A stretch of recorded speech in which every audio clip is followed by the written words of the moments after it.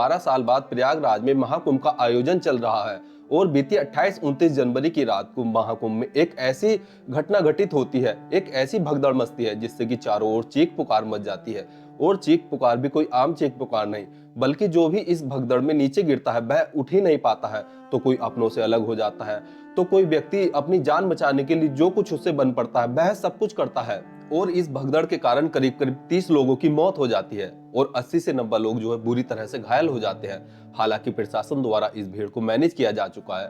पर भगदड़ आखिर हुई क्यों, पूरी कहानी को विस्तार से समझते हैं। दरअसल बीती 28-29 जनवरी की रात को मौनी अमावस्या थी और महाकुंभ में वैसे तो स्नान करना हर दिन हर घड़ी शुभ माना जाता है। कहा जाता है कि अगर कुंभ में स्नान किया तो मानो देवी देवताओं के साथ स्नान किया। बट कुछ खास ऐसे दिन होते हैं, कुछ खास ऐसे पल होते हैं जो ग्रंथों में कहा गया है कि इन पलों में स्नान करने से आपको ज्यादा पुण्य की प्राप्ति होती है और आपके सभी कष्ट मिट जाते हैं। और मौनी अमावस्या को भी ऐसा ही शुभ समय माना जाता है, जिसके कारण जो श्रद्धालु होते हैं वह मौनी अमावस्या के शुभ अवसर पर प्रयागराज महाकुंभ में स्नान करने के लिए पहुंचते हैं। बताया जा रहा है कि करीब करीब 9 करोड़ लोग जो है मौनी अमावस्या में महाकुंभ पर नहाने के लिए, स्नान करने के लिए पहुंचे थे। और प्रशासन को इतनी उम्मीद नहीं थी कि इस बार श्रद्धालुओं की इतनी भीड़ महाकुंभ में स्नान करने के लिए पहुंच जाएगी। दरअसल इस बार महाकुंभ का प्रचार प्रसार भारत के साथ साथ जो है देश विदेश में भी किया गया है, जिसके कारण न केवल भारत के ही श्रद्धालु महाकुंभ में गए हैं, बल्कि विदेशों से भी जो श्रद्धालु हैं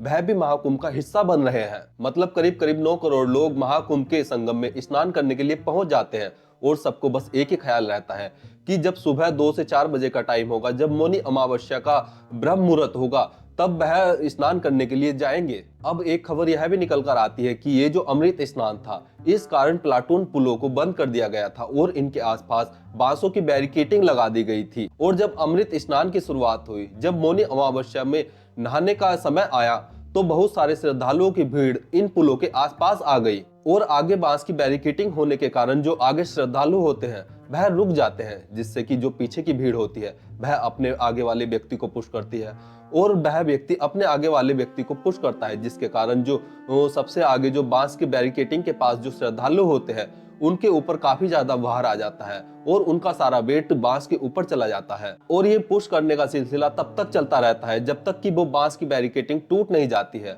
और जो आगे की ओर श्रद्धालु खड़े होते हैं वह बांस की बैरिकेडिंग टूटने के कारण नीचे गिर जाते हैं। और ये श्रद्धालुओं की भीड़ बिना ये परवाह किए कि नीचे कोई दबा हुआ है, यह भागने लगती है। बिकॉज पीछे की ओर जो श्रद्धालु थे उन्होंने आगे की ओर इतना फोर्स लगाया हुआ था कि जो अगले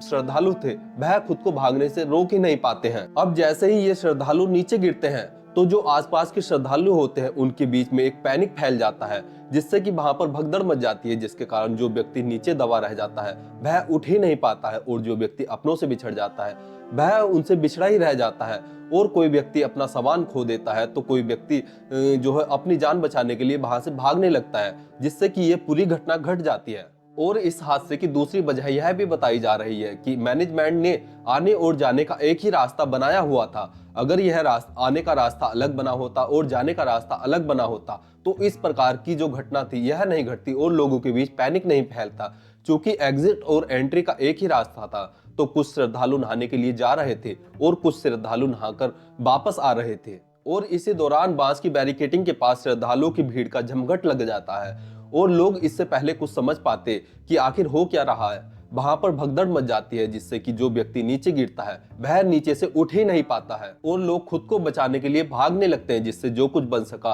अपने आप को बचाने के लिए वो सब कुछ करते हैं। और जैसे तैसे करके मैनेजमेंट इस भीड़ को शांत करता है, लेकिन मैनेजमेंट देखता है कि कुछ जो लोग हैं वह घायल हो चुके हैं और कुछ लोग उठ ही नहीं पा रहे हैं, तो तुरंत वहां पर एम्बुलेंस आती है और जो लोग, जो श्रद्धालु इस भगदड़ की चपेट में आए थे, जो घायल हो गए थे, उन्हें तुरंत प्राथमिक उपचार के लिए हॉस्पिटल ले जाया जाता है। अभी तक जो रिपोर्ट है उसमें 30 से अधिक श्रद्धालुओं की मौत हो चुकी है और करीब करीब 90 लोग जो है बुरी तरह से घायल हो चुके हैं। अब इस घटना की जानकारी सोशल मीडिया के जरिए, टीवी चैनल्स के